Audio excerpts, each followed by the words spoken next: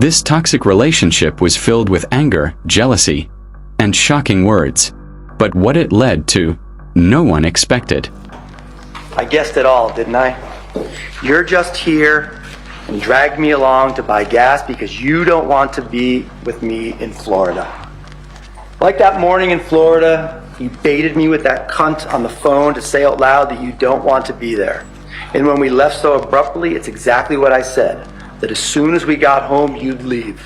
In court, prosecutors revealed the true nature of their relationship: toxic, obsessive, and full of hate. The first time in her notebooks and this time in the note section of her phone. The Commonwealth can call witnesses, we can introduce evidence, we can talk about the science.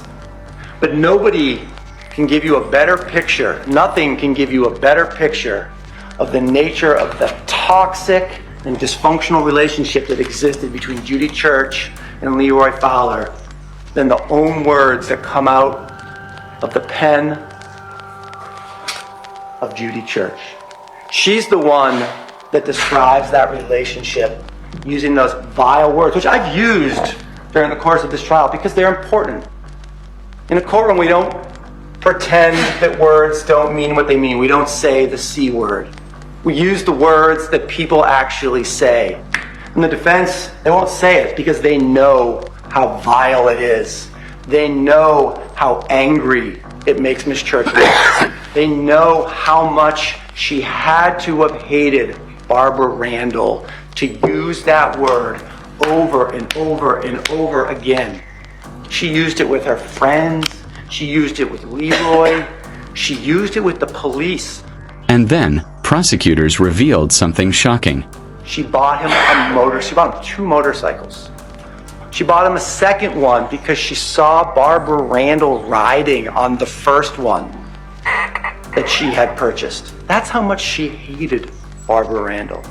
That's how much she hated their relationship. She bought him a truck. She bought him a house. And no matter how much money she spent, every single time, as I just read to you in Exhibit 46, no matter how much money she spent, she knew that Leroy was going back to Barbara. And she hated it. She snooped on Leroy's phone. She took pictures of their text messages.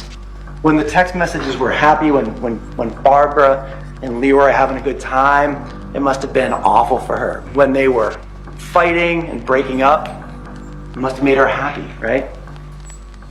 When she saw the video on Leroy's phone of him proposing to Barbara Randall, it must have been like a knife in the gut. God, she hated Barbara Randall. She hated her. She had the voodoo doll that, despite what Mr. Narkunis is not something that normal people do. That people normally do. It's just not. But the most chilling part was what happened next. To her. And she made the decision to poison him. Mr. Narkunis, there's no motive. There is motive all over this case. Not only is there motive, there's means and there's opportunity. Judy Church was the only person with Leroy Fowler the night that he died. Leroy was a perfect victim of ethylene glycol poisoning. His diet seems to have consisted entirely of soda, Powerade, cupcakes, and coffee milkshakes. Those were his 4 food groups. The man didn't eat anything or drink anything that wasn't pure sugar. The perfect vehicle for hiding ethylene glycol in the poison you're going to give somebody.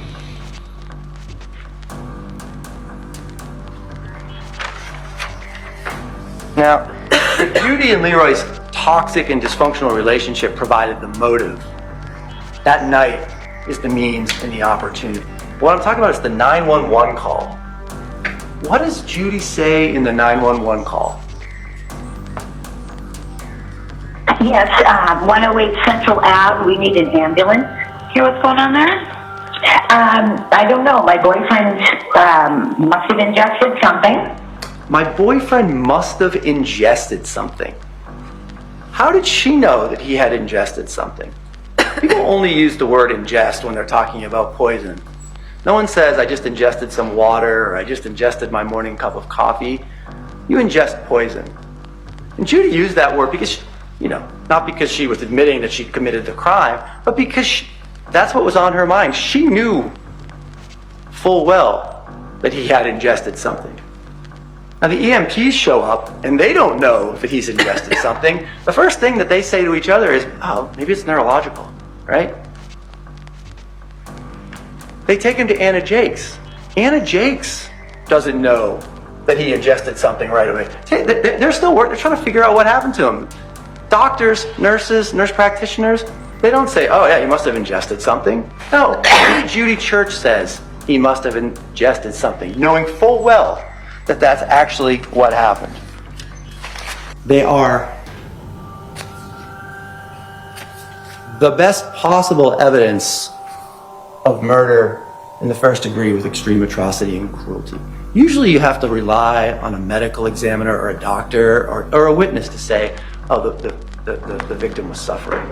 You don't have to rely on any witness. You don't have to rely on any person who came in and testified. You get to see for yourself how much pain, how much agony, how bad it was for Mr. Fowler that morning. He can't stand. He can't get up no matter how many times he tries. He can't talk. He can't breathe. He is moaning in agony. What does Judy Church say to him?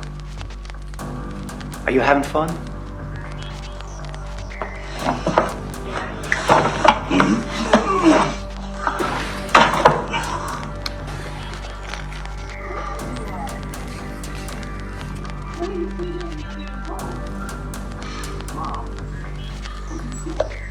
You having fun?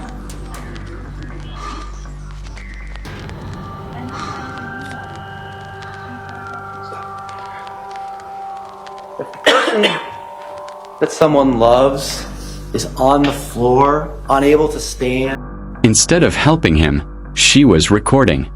you don't pull out your phone and you start videotaping.